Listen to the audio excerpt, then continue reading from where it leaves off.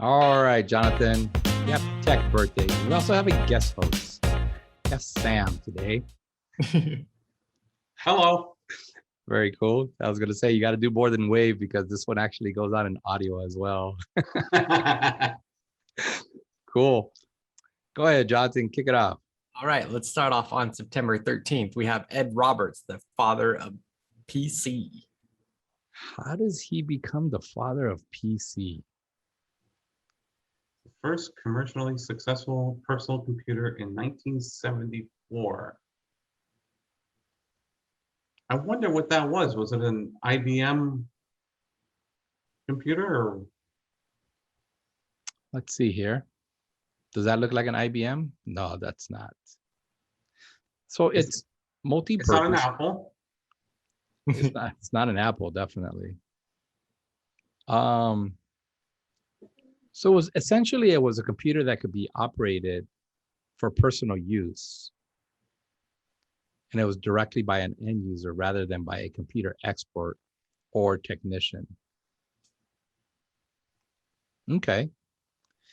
Wait a minute. I think this is just a stock photo. I think so, yeah. Yeah. I was because I'm like, it says in 1974, and in the image I see a laptop. I'm like, wait a minute. Yeah, there was I had a laptop from 1974 and it weighed 30 pounds.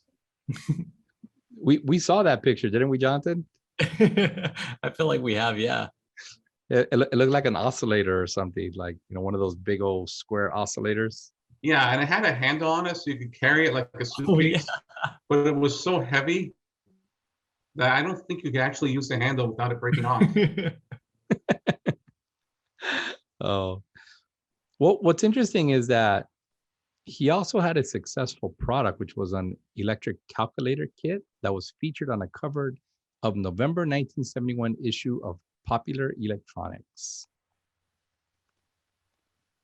I mean, this guy, Roberts, also then developed the Altair 8800 personal computer that used the new Intel 8080 microprocessor.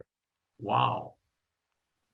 And that was featured on the cover of 1975 of Popular Electronics. And hobbyists flooded MIT's MITs with orders of this $397 computer kit.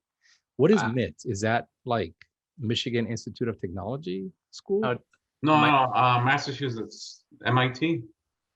No, this one is, he founded it. It's Micro Instrument and Telemetry Systems. Oh, gotcha. Where does it say that? Second line. Like the middle. Oh, yeah, I see it. yeah. And it says Bill Gates and Paul Allen worked there for a while. Oh, no. They joined MITS to develop the Altair Basic, which is Microsoft's first product. Yeah. Huh. I think they bought it. They bought Basic from Altair. Interesting. Oh, wait a second. Was it these people that sued Microsoft because of the licensing agreement that oh no, that was for DOS. That was for DOS. It was for PC DOS. Yeah, they had a competitor for DOS. QDOS. And they were very cutthroat. But the other DOS had some edges up on Microsoft. Oh. And they were a better DOS. They had DOS shell before Microsoft had it. Oh. And Microsoft actually had plans to try to smear that company, doing some like underhanded tactics. But when they launched Windows, that kind of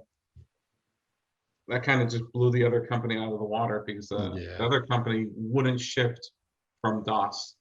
That was their bread and butter, and they're like, we're going to stick with it. And the rest is history. Did you hear, and I know we're getting off topic with Roberts here, but did you hear the story of QDOS? No. So QDOS was what Microsoft bought, And they originally, the name of it was Quick and Dirty Operating System. And so they bought this QDOS and they rebranded it as MS-DOS. But there was like some lawsuit because of the licensing agreement that they had. And they's like, well, wait a second. We didn't know you were going to license it this way. And they ended up settling, was it for $1 million or something like that? They settled out of court, Jonathan. You remember that story we talked about? I think it was like 2 million or something like that. Yeah. Yeah. Which was a drop in the bucket because they made so much money off of that. I mean, so many PCs sold with MS-DOS. Yep. And it's like they had made, money hand over fist. $2 million was like nothing, But yeah, this was the start of the PC revolution. Is that where QBasic comes from? I always thought that stood for Quick Basic. But now I'm wondering if it came from QDOS.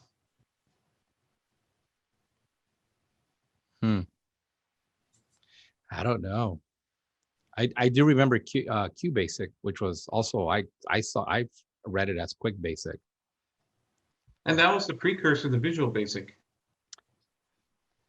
It was. And as much as Microsoft tried to keep it at the forefront, the public just killed it, huh? Oh, Visual Basic? Yeah. The thing is, it was one of those must-have technologies back in the Visual Studio 6 and prior. Because you could create COM components from Visual Basic very easily, and then you could consume it in your other apps. Once that usefulness went away, when they merged everything to .NET, and people found out, oh, Visual Basic is just C#, they're both doing the same thing, they can use each other's objects, there's no point of using Visual Basic anymore. Yep. And again, that goes back to the C-style syntax. People like the C-style syntax more than a wordy syntax like Visual Basic. Now, having said that, there is a Python is very popular, and I don't know why that is. Something interesting about Ed Roberts is that he joined the military to finish his major as an electrical engineering. So it wasn't just engineering. He actually went through and finished off with electrical engineering. After basic training, he attended cryptographic equipment maintenance school at Lackland Air Force Base. So this guy is like a cryptography expert. Cryptography, it started pre-World War II. Yeah. With trying to decode message from the Germans. Yep. And send encoded messages to the Allies that couldn't be decrypted, and it never died. After World War II, it just took off with the Cold War and everything. That's a technology that just kind of ballooned after World War II. Yeah. Yep. They just became more complex. That's pretty cool. All right. Next up, we have Michael Campbell. Wait, Capellas. Capellas. Michael David Capellas, who is known for Compaq CEO. He was the CEO of Compaq. So this guy was the CEO of First Data Corporation. You know who that is, Sam? First Data Corporation? Yeah. When you charge anything on plastic, whether it be your ATM card or your credit card, chances are it's being processed through First Data Corporation. Interesting. And then he was also the acting CEO of Serena Software, which is a company I have never heard of. IT management products for enterprises.